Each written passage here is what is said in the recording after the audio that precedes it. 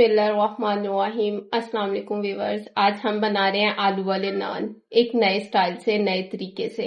जिस दिन घर में कोई चीज बनाने को दिल ना करे, आराम से हम आलू वाले नान बना सकते हैं। उसके लिए हमें चाहिए 3 कप मैदा, हाफ कप दही, 2 से 3 सब्ज मिर्चें, सब्ज धनिया, कलवंजी, दड़ा मिर्च, जीरा, नमक और घी लेना है। पिघला हुआ, मेल्ट हुआ घी लेना है हमने, ऑयल नहीं लेना। सबसे पहले हम इसमें ऐड करेंगे ग्रीन मिर्च, सब्ज धनिया,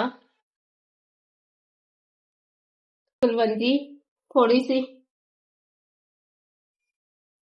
साबुत जीरा, दड़ा मिर्च। अपने टेस्ट के मुताबिक ऐड करिएगा आपने कितनी रखनी है। दड़ा मिर्च, नमक, मेल्ट किया हुआ घी लेना है हमने 2 टेबल स्पून। आलू बॉईल करके इनको ग्रेटर से ग्रेट कर ले, बिल्कुल मैश कर ले, इसमें कोई लम्स नहीं होना चाहिए, वो ऐड करने। दही ऐड कर दे जो हाफ कप हमने रखा है। दही और ईस्ट, बेकिंग पाउडर, ये सारी चीजें मैदे को फुलाने के लिए इस्तेमाल होती है। जैसे हम केक बनाने के लिए भी दही इस्तेमाल कर लेते हैं, ईस्ट इस्तेमाल कर लेते हैं, बेकिंग पाउडर इस्तेमाल कर लेते हैं। ये सारी चीजें सिर्फ इन चीजों को फुलाने के लिए इस्तेमाल होती है। हाफ टी स्पून इसमें बेकिंग पाउडर ऐड करना है, बेकिंग सोडा ऐड नहीं करना है। दही और बेकिंग पाउडर इनको फुलाएंगे और बहुत अच्छे और सॉफ्ट और मुलायम बन जाएंगे। बिस्मिल्लाहिर्रहमानिर्रहीम। इसको अच्छे से गूंद ले।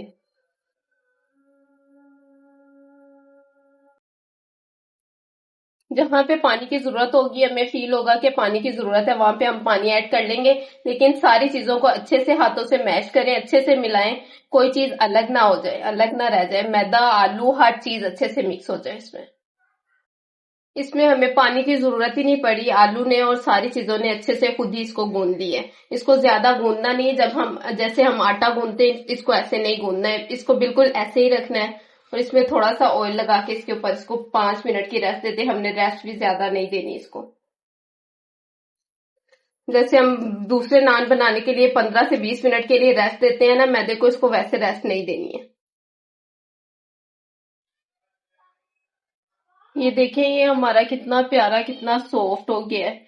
वैसे का वैसे ये देखे जैसे नान का मैदा होता है। इसको हार्ड नहीं करना। अब हम इसके पेड़े बना लेंगे। बाकी के पेड़े भी हम ऐसे ही बना लेते हैं। आटा हमारा सॉफ्ट है, इसको हल्के हाथों से हम ऐसे भी कर सकते हैं और बिल्कुल लाइट सा बेलन भी कर सकते हैं, बेल भी सकते हैं। रोटी से थोड़ा मोटा रखना है।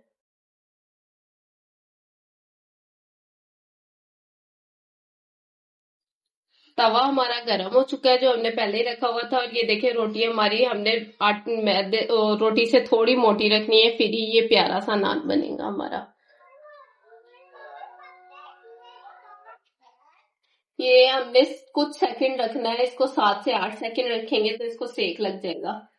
और इसको ऐसे ही हमने करना है। इसके ऊपर ऑयल, घी, कोई भी चीज हमने नहीं लगानी है। इसको हम ऐसे ही बना लेंगे, तैयार कर लेंगे। हमें किसी किस्म की पतीली की या तवा उल्टा करने की जरूरत ही नहीं है। हम सीधे तवे पे आराम से इस तरह नान बना सकते हैं। इनको अच्छे से सेक ले इस तरह।